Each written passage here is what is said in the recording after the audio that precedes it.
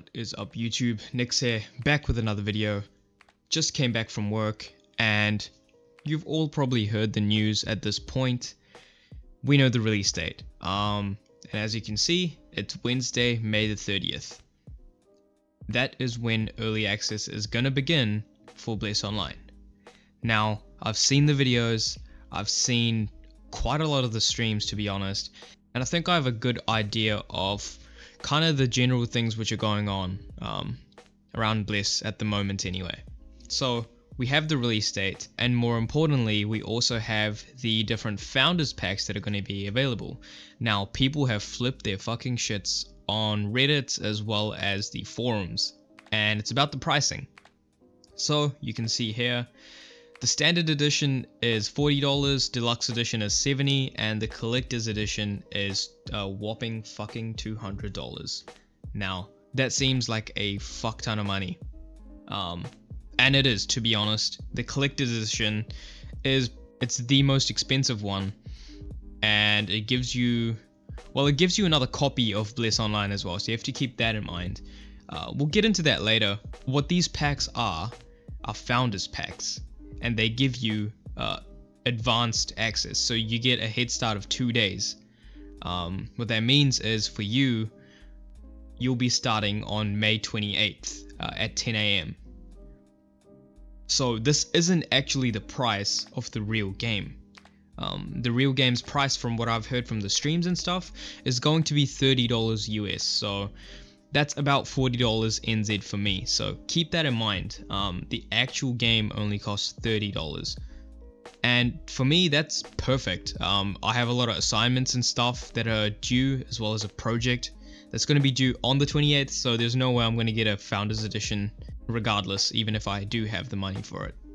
So now let's get into the founders packs.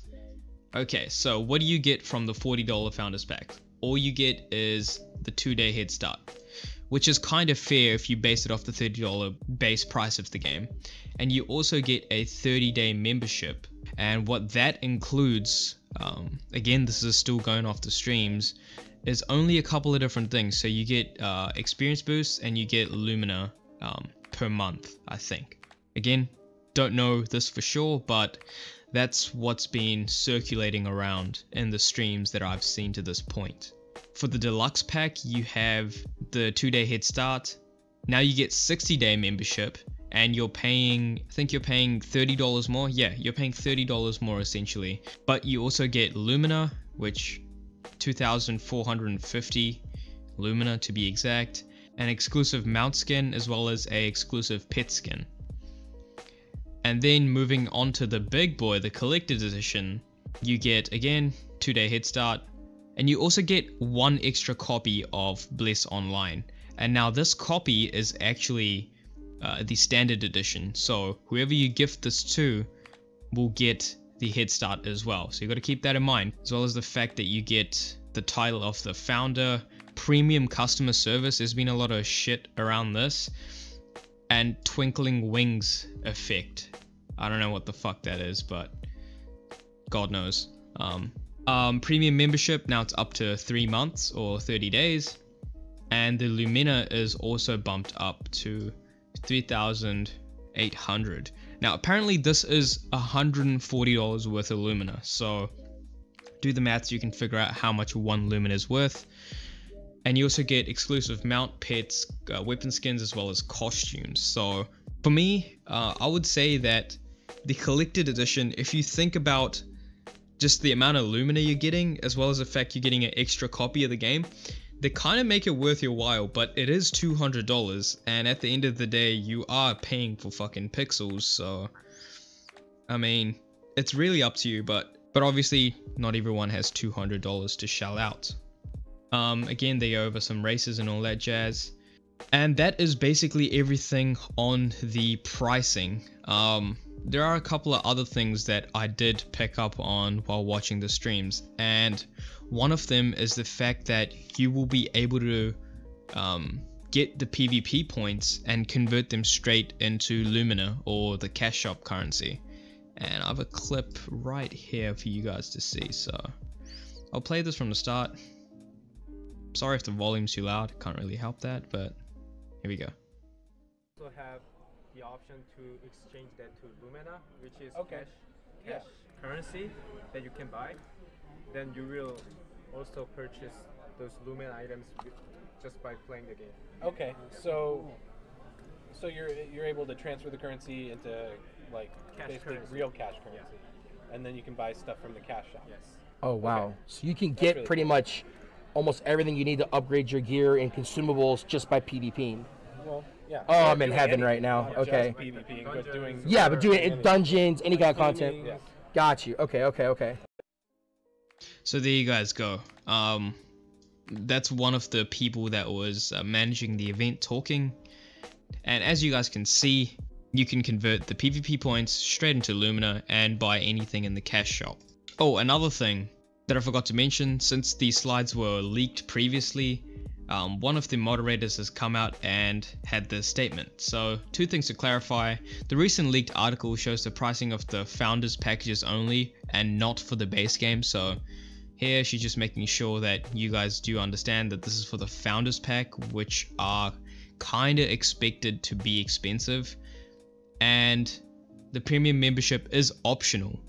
It's not required to play the game, and they promise they won't have any pay to win benefits. More details will be released at the press conference, which is currently going on, I think. So yeah, I'm not trying to like defend the Bless team. It may come off like that, but it's kind of justified, dude. If you're buying a founders pack, it's gonna be expensive. I remember when Arcade launched its founder packs, they were quite expensive as well. And if the base game only costs $30, it shouldn't be like that expensive for people to get. Even if you look at like Black Desert Online, the base game costs $8, but then you have to get but when you actually get into the game, you have to spend at least like 2,000 pearls for fucking pets and inventory expansions and all that jazz. So yeah, like, I mean, for me, that's worth just shelling out $30 up front and not having to pay anything extra, considering the fact that I can just earn the cash shop currency with just PvPing. So, I mean, that just really does it for me. I'm still excited for Bless. And yeah, what was the other thing that I want to go over? Let's see. Oh, that's right, the optimization. From the streams that I've seen, again, there aren't a lot of people on screen, so I can't really judge the optimization that much. But I did hear a conversation that a person had with the devs, and they're talking about the specific things that did affect the performance of the game. And it turns out it was actually the UI. This is quite common with Unreal Engine 3 games. I think Terra has the same thing. Like, if you turn off the UI in Terra, the game just runs at a very smooth frame rate. So what the dev team has done for Bless is they've completely redone the whole UI from like a coding perspective, as well as visually, I guess, since you can probably see right here the hotbars are different, but they've changed it so that it has basically no memory leak issues, because that's what it was causing beforehand. And yeah, from all the different streams that I've seen, I think I've been watching 3 main people, and they are Ziz, King, as well as one other guy who I cannot remember the name of, but they've all said that they haven't experienced any frame drops, which is really a good thing.